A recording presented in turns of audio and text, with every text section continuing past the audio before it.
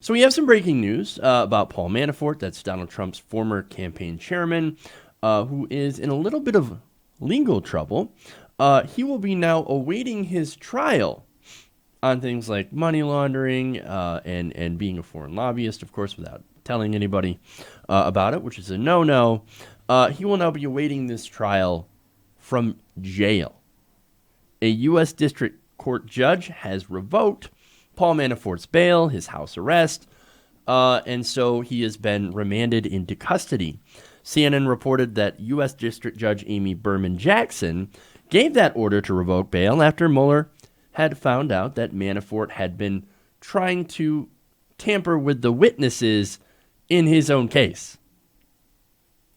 Now, witness tampering, also bad. So, of course, Berman Jackson said, well, we can't have you out on house arrest if you're just going to go and do this. In fact, she said, quote, the harm in this case is harm to the administration of justice and harm to the integrity of the court's system. And of course, again, if you leave Manafort, who's already considered so much of a flight risk that they had to take all his passports and everything and put him at a $10 million bail, look, they're worried about him because he does stuff like this. Now, of course, Berman Jackson also said of his attempts to go and use different means to contact different contacts in Europe to try to shape their narrative. She said, this is not middle school. I can't take a cell phone. I thought about this long and hard. Mr. Manafort, I have no appetite for this. So basically, she says, look, I can't do this. I can't just leave you to go and try to mess up your case or the prosecution's case against you. I got to put you in jail. Well, she might not have an appetite for this, but I know I do. I can't get enough of it. Lock him up.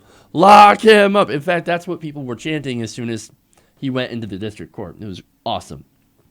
But look, he clearly attempted to obstruct justice. I mean, look, again, even the judge, as I just mentioned, emphasized how she could not make enough rulings to keep him from speaking improperly with the witnesses that are against him. I mean, look, he used multiple text message apps, and he even tried to call a potential witness on an Italian cell phone. So, look, man, he knew what he was doing. He knew exactly what he was doing. Yes, he's trying to obstruct justice. Why? It's because I think he's guilty. He's guilty. He's so incredibly guilty. Look, prosecutors, and I agree with this, said that he carried out a sustained campaign of over 5 weeks using different phones and apps to try to mold testimony of witnesses. This is why no one trusts him.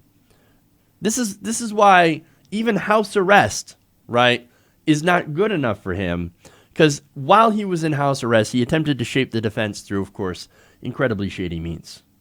And witness tampering is now just one of the 7 different criminal charges that are being filed against him. Now, Manafort, he is toast. He is done. You do not attempt to tamper with witnesses if you are innocent. Now, that said, I believe this is a federal case against him. And there is a difference. For example, you can't really get a pardon if you're in a state case, a presidential pardon, if from a state case, but you can from a federal case. So if this is a federal case against Paul Manafort, which I believe it is, then you could get a pardon. Now, will that happen? Well, I don't necessarily know. It definitely is a possibility. Donald Trump, however, has been incredibly distant from Paul Manafort for quite some time, tweeting things like, oh, Paul Manafort, I hardly knew the guy. He was just a coffee boy. I know he was saying that of Papadopoulos, but it's the same thing. It's the same MO. Whenever there's somebody who's in a little bit of legal trouble that could hurt Donald Trump, he's like, oh, no, I hardly knew the guy. There's nothing. There's no collusion, nothing. Don't worry about it. It's come on. I talked to him once. And I barely remember it. No, he was your campaign chairman. More than just a little bit of a coffee boy. But anyway, look, that could be, and I was thinking about it earlier, it could be that might be a little bit of a front. I mean, look, if Manafort has damaging information on Trump, and that's what they're trying to do here. They're bringing charges against Manafort so that he will flip on Donald Trump and provide evidence. The evidence, of course, that would, or I should say evidence of wrongdoing on Donald Trump's part, whether it has to do with collusion or whatever. That's what they're trying to do, and Paul Manafort has, of course, heavily resisted. But it appears his resistance might be coming to an end due to him being put in jail. That said, a Trump pardon he might be holding on for. So, but look, to get back to my original point, could this distancing of President Trump to Manafort be a little bit of a front so that when he does give him a pardon, he says, well, I just think that he's got nothing to do with the campaign. I hardly knew him, but he seems to be being treated very unfairly by Robert Mueller. And so I just had to come in because I don't think he did anything wrong. That is a possibility. Look, as with everything in this case, we're going to have to see what plays out. But at least for now, we can say this. We locked him up.